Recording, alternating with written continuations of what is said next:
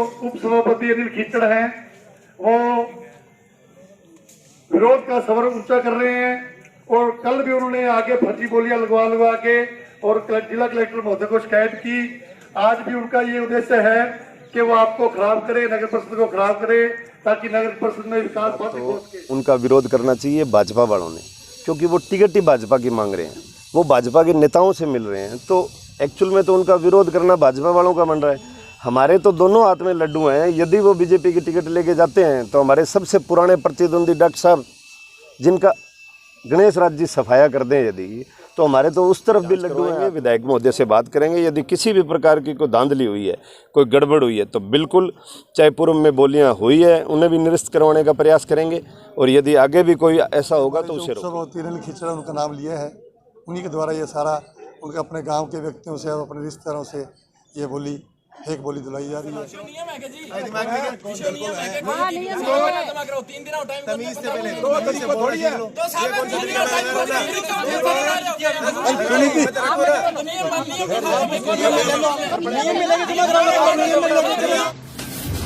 आप देख रहे हैं Hindi news channel public plus Rajasthan. यदि आपने हमारे चैनल को अभी तक सब्सक्राइब नहीं किया है तो सब्सक्राइब करें और पेज को फॉलो जरूर करें।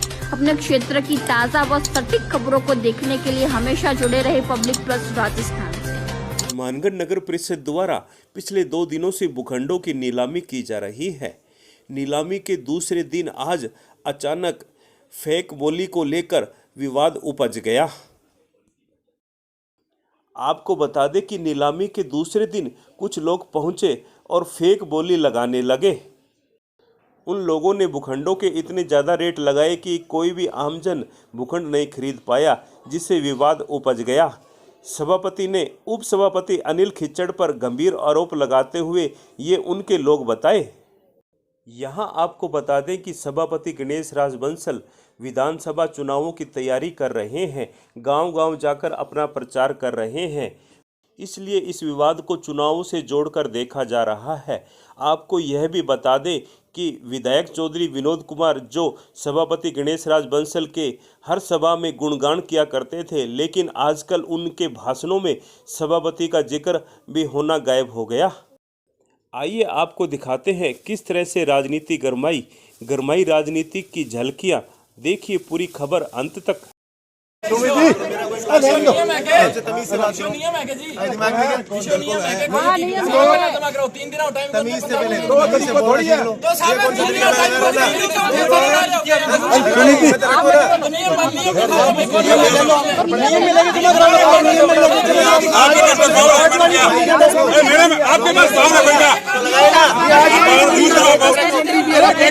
मैडम का मैंने पावर है, आपके पास जैसे बुला रहे सभी बोलीदाताओं का मैं नगर परिषद प्रांगण में स्वागत करता हूं। आप जो ये व्यवधान देख रहे हैं, ये एक प्रायोजित प्रोग्राम है। हमारे जो उप सभापति अनिल खीचड़ हैं वो विरोध का स्वर ऊंचा कर रहे हैं और कल भी उन्होंने आगे फर्जी बोलियां लगवा के और जिला कलेक्टर महोदय को शिकायत की। आज भी उनका ये उद्देश्य है कि वो आपको खराब करे, नगर परिषद को खराब करे, ताकि नगर परिषद में विकास बाधित हो सके। ये सभी जो प्रायोजित प्रोग्राम है उनकी तरफ से किया जा रहा है। आप सभी बोलीदाताओं से निवेदन है कि आप इसका पुरजोर विरोध करें। ये इस तरीके की प्रक्रिया जो उप सभापति अनिल खीचड़ के द्वारा अपनाई जा रही है, शहर का विकास रोका जा रहा है, ये इनकी तरीके, तो मैं नगर परिषद की तरफ से उनकी इस कृत्य की पूरी तरह से निंदा करता हूं। आप भी ध्यान रखें, ऐसे व्यक्ति का विरोध करें जो आपके बहुमूल्य समय को खराब कर रहा है। इस तरीके से फर्जी बोलियां दिलाकर मात्र 20-25 हजार रुपए जमा कराकर वो नगर परिषद बोर्ड की समस्या पैदा कर रहा है और आप भी जो बोली में इच्छुक हैं उनमें व्यवधान पैदा कर रहा है। इसलिए आप सभी ऐसे बोलीदाताओं का विरोध करें। ये चंद लोग जो आकर यहाँ पर न्यूसेंस फैला रहे हैं, इनका भी आप विरोध करें। हम नगर परिषद की तरफ से अभी कमिश्नर मैडम आपको ऐलान करेगी भी कितनी राशि आप अपने जिसकी बोली फाइनल होगी उसे तुरंत बाद जमा कराई जाएगी। 15% दिखाओ, मैं भरूंगा अभी। मैं भी कानून जानता हूँ ना, कानून दिखाओ। बैठो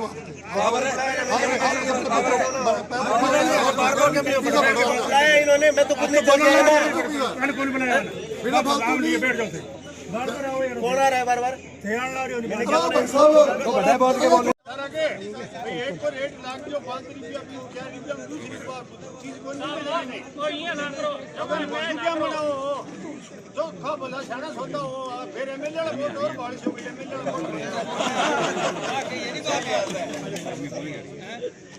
भाई इसमें बेस्ट प्राइस आपने 20 लाख रखी है 20 से बात है नहीं देखी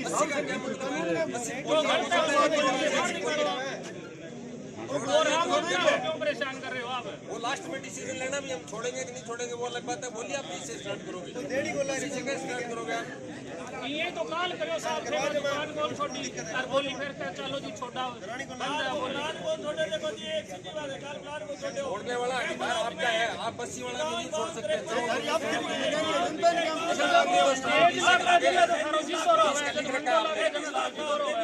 एक प्लाट की बोली दे दी दूसरा छोड़ दिया चलो आगे चलो हम आज नगर पालिका में बोली देने के लिए आए थे।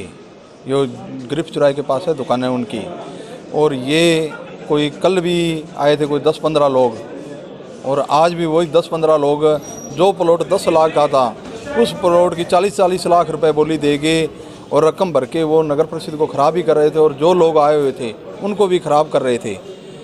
और ये उनकी घटिया मानसिकता है, और उनको जो भी गाइड कर रहा है और उस आदमी की भी घटिया सोच है।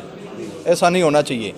इससे आम आदमी और शहर का विकास रुकेगा और आम आदमी परेशान होगा। जो आज सपना लेके आए थे कि हम बोली देंगे और हम अपना घर बनाएंगे, आज उनको बहुत बड़ा आघात लगा है, और लगा इन चंद लोगों का कारण है जो 5-7 ये फ्रॉड इकट्ठे होकर आए थे, उन लोगों का कारण। जिस तरह से गड़बड़ी की शिकायतें हो रही है, क्या आपको लगता है गड़बड़ी हुई है? बिल्कुल कोई गड़बड़ी नहीं हो रही, ओपन बोली हो रही है, और जो ये 5-7 लोग हैं और किसी के द्वारा गाइड किए हुए हैं, किसी आदमी द्वारा ये गाइड किए हुए हैं, और वही अब आरोप लगा रहे हैं गड़बड़ी के। कोई ऐसी गड़बड़ी की बात नहीं है, ओपन बोली हो रही है, बिल्कुल पारदर्शिता रखी जा रही है। और यही जो एक झुंड बना के आए 5-7 जो इन्होंने कल बोली को ख़राब किया और आज भी बोली को ख़राब किया। मैं माननीय मीडिया के माध्यम से कहना चाहूँगा, मैं लगभग हर बोली में शामिल होता हूँ और 2-4 बार मेरे पक्ष में बोली छुट्टी भी है। तो हम बड़ी आशा भरी दृष्टि से आए थे और बड़ी एक्सरसाइज की थी हमने माता जी को, चाचा जी को, भाई, छोटे भाई को, बड़े भाई को, कुछ 5-7-10 प्लॉट हम क्लिक किए थे और चॉइस करके हमने कहा था ये प्लॉट हमें अगर मिल जाते हैं अच्छी प्रतिस्पर्धा के अंदर तो हम उस प्रतिस्पर्धा में शामिल होकर लेने के इच्छुक थे। पर इन बिटवीन क्या हुआ कि भाई ये जस्टिफाई रेट नहीं आए, अनजस्टिफाई रेट आए, तो हमने कहा कि ये जो अनजस्टिफाई रेट आ रहे हैं ये तो बोगस है, सबको बाजार का पता लग रहा है। अनजस्टिफाई रेट्स के अलावा जो सेकंड प्रायोरिटी के जो आदमी आता है उसको देना चाहिए तो मैटर सोल्व हो जाएगा। अगला कोई 25 लाख का जो प्लाट जस्टिफाई रेट है, किसी ने 25 लाख में लगा दिए, वो लेने के इच्छुक हो गया, उसको 1, 2, 3 हो सकती है, परंतु इमीडिएटली एक आदमी खड़ा होता है और वो उसका 40 लाख 50 लाख बोलता है, तो वो दिस इज अनजस्टिफाई, ये दिखाई दे रहा है साथ में। और इस तरह से तो ये नहीं चलने वाला। सभापति द्वारा यदि मेरे खिलाफ इस तरह का आरोप लगाया गया है तो वो बड़े ही निंदनीय है, क्योंकि सभापति जी के साथ मैं बीजेपी के राज से 4 साल लड़ाइयाँ लड़ी है, उनका कंधे से कंधा मिला के मैंने हमेशा साथ दिया है। चाहे कहीं पे भी किसी प्रकार की परिस्थिति हुई मैंने कभी भी साथ नहीं छोड़ा, पीठ नहीं दिखाई। अब रही बात, वो 3.25 साल से अपना शासन चला रहे हैं। जब 3.25 साल से 250 करोड़ की बोलियां वो बता रहे हैं कि हमने कर दी, जब 250 करोड़ की बोलियों में उपसभापति ने कभी टांग नहीं अड़ाई, तो आज उपसभापति के पास ऐसा क्या आ गया कि उपसभापति ने टांग अड़ा दी। दूसरी बात, चाहे उन्होंने कुछ भी कहा है, वो मेरे बुजुर्ग समान है, मैं उनके बारे में ज़्यादा कटाक्ष करना उचित नहीं समझता, लेकिन मुझे किसी प्रकार का डर नहीं है किसी भी बात का कि कल को कोई ये इस प्रकार के दिमाग में किसी के भी को डरता हुआ कोई नहीं बोल रहा है। मुझे किसी प्रकार का कोई भय नहीं है। मैं कल भी अकेला ही घूम रहा था और आज भी अकेला ही घूम रहा हूँ। सबसे बड़ी दिक्कत ये है कि मुझे भी मेरे वार्डवासियों द्वारा जो यहाँ पे बोली देने के लिए आए हुए थे, उनके द्वारा बताया गया कि सभापति जी बार बार में आपका नाम पुकार रहे हैं और आपको याद कर रहे हैं। तो जैसे ही मुझे सभापति जी ने दिल से याद किया, मैं यहाँ पे आ गया और जब से मैं आके बैठा हूँ लगभग आधा घंटा मैं यहाँ पे मौजूद रहा हूँ। मेरे सामने उन्होंने किसी भी प्रकार के मेरे ऊपर कोई आरोप नहीं लगाए हैं। और यदि आप लोगों को या किसी अन्य व्यक्ति को उन्होंने कहा है और यदि वो कल को मीडिया में कोई ऐसी बात आती है उनके द्वारा आरोप लगाए हुए, तो उनका जवाब मैं जिस चैनल से यदि उनके आरोप लगे हैं तो मैं उसी चैनल से उनको जवाब दे दूँगा। बाकी सत्ता का सुख 4.25 साल भोगा है उन्होंने। वो पहले भाजपा में भी रहे, वो कांग्रेस में भी रहे, वो निर्दलीय भी रहे, लेकिन फिर भी हम लोगों ने बड़ा दिल करके उनको अपने साथ मिलाया। मैंने अपने घर के जो 2 वोट थे पूरे मान और सम्मान से दिए। हम 41 आदमी आए थे, 41 के 41 वोट पोल हुए। दूसरा दिन मेरा आया वाइस चेयरमैन का, चौधरी विनोद कुमार जी ने मेरा नाम निकाला, उनका मैं आज भी तहे दिल से आभारी हूँ। उस टाइम भी बहुत बड़ी राजनीति हुई थी। मेरे आपको याद होगा अभी 5 वोट क्रॉस हुए थे और 1 वोट जो था निरस्त हुआ था। तो मेरे वाले में 41 नहीं आए, इस बात का मैंने कभी विरोध नहीं किया। चाहे उन्होंने किसी भी व्यक्ति को किसी भी पद पे स्थापित कर दिया, मैंने उनका हमेशा साथ दिया। नहीं तो बिना किसी भी कमेटियां बनाए कोई भी आदमी पत्थर के ऊपर नाम लिखा ले, कानून में लिखा हुआ है कहीं, लेकिन मैंने नहीं विरोध किया क्योंकि मैं उनको अपना बड़े भाई की तरह मानता हूँ। अब यदि उनको लग रहा है भी अनिल में कोई खामी है और उन्होंने आपके मेरे बारे में कुछ ऐसा कहा है, तो उसका मैं जिस चैनल से आया फिर कह रहा हूँ उसी चैनल से जवाब दूंगा। मेरे को किसी प्रकार का कोई भय नहीं है, कोई डर नहीं है। मेरी बात सुनिए, पहली बात तो उनका विरोध करना चाहिए भाजपा वालों ने, क्योंकि वो टिकट ही भाजपा की मांग रहे हैं, वो भाजपा के नेताओं से मिल रहे हैं। तो एक्चुअल में तो उनका विरोध करना भाजपा वालों का बन रहा है। हमारे तो दोनों हाथ में लड्डू हैं। यदि वो बीजेपी की टिकट लेके जाते हैं तो हमारे सबसे पुराने प्रतिद्वंदी डॉक्टर साहब, जिनका गणेश राज जी सफाया कर दें यदि, तो हमारे तो उस तरफ भी लड्डू हैं हाथ में। हमारे को किसी प्रकार का कोई नुकसान नहीं है। और रही बात आप ये जो राजनीतिक बात कर रहे हो कि इलेक्शन आ गया और वो आ गया, साहब बोली के अंदर मेरा किसी प्रकार का कोई रोल नहीं है। आज यहाँ पे हज़ारों सैकड़ों लोग आए हैं, उनकी पर्चियाँ कटी है। हो सकता है उसमें से 2, 4, 5 मेरे मिलने वाले हों, मेरे वार्ड के हों, मेरे रिश्तेदार हों। क्या आज से पूर्व में मेरे मिलने वाले और मेरे जानकारों ने पर्चियाँ नहीं कटाई या बोलियाँ नहीं दी? सभापति जी के भी तो बहुत से रिश्तेदार, जानकार, मित्र, साथी आते होंगे, वो भी कोई प्लॉट खरीदते होंगे। अगला 1 नंबर में यदि वो पैसे दे करके बोली ले रहा है तो उसमें किसी को क्या आपत्ति होनी चाहिए? और यदि कोई मान लो फेक बोली दे भी रहा है तो क्या उन्होंने नहीं दी आज से पूर्व? उन्होंने भी तो दी थी। वो समय आप भूल गए जब उन्होंने बोली दी थी। वो अपना पैसा जब्त करवा सकते हैं। उन्होंने 10 लाख रुपए जब्त करवाए थे और हाई कोर्ट के माध्यम से वो पैसे लिए थे। तो यदि आज कोई आदमी दे रहा है, मान लो वो किसी के इशारे पे भी दे रहा है, हो सकता है आरोप आज मेरे पे लग गया हो कार्य भाजपा वालों का हो सकता है वो उनके आदमी हो सकता है वो किसी और के आदमी हो सकता है उन्होंने अपनी मर्जी से दिया उनकी व्यक्तिगत रंजिश हो सकता है उन्होंने सही दिया हो। उसके ऊपर मेरे को बीच में बेवजह घसीटा जा रहा है। इस प्रकार की कोई बात नहीं है। और यदि आप उन पुरानी 250 करोड़ की, 225 करोड़ की यदि आप पुरानी बोलियों को निकालेंगे तो उनमें बहुत से गणेश राज जी के रिश्तेदार, मित्र, साथी, मेरे भी कोई रिश्तेदार, मित्र, साथी, आप पत्रकार बंधुओं के भी कोई मित्र, साथी मिल जाएंगे उसे। यदि कोई बात है तो वो मेरे सामने बोलेंगे। तो जैसे ही मैं आया अचानक, एक्चुअल में माहौल, जब आप कह रहे हो, खुद ही बता रहे हो कि माहौल गर्म था, तो मैं आते ही मेरे सामने सीट मुझे खाली मिली तो मैं सामने सीट पे बैठ गया। उसमें कौन सा गुनाह हो गया? अब यह मान लो मैं वाइस चेयरमैन हूँ, कल मैं ऑफिस जाऊँगा तो मैं मेरी कुर्सी पे तो बैठूँगा, मेरे कमरे में बैठूँगा, या उससे भी मुझे कोई रोक देगा? को विधायक नहीं बनना, मैंने विधायक का इलेक्शन नहीं लड़ना। सभापति जी को देखिए, वो उनकी महत्वाकांक्षा है कि वो विधायक बनना चाहते हैं, विधायक का चुनाव लड़ना चाहते हैं, चाहे वो किसी पार्टी से मांग रहे हों, चाहे वो निर्दलीय लड़ें। तो वो अपने राजनीतिक लाभ के लिए कुछ भी कह सकते हैं, उसके अंदर मेरा कोई रोल नहीं है। वो चाहे कुछ भी कहें। आपके सामने मैं आधा घंटा, पौना घंटा बैठा रहा हूँ, क्या मैंने कोई एक भी शब्द बोला?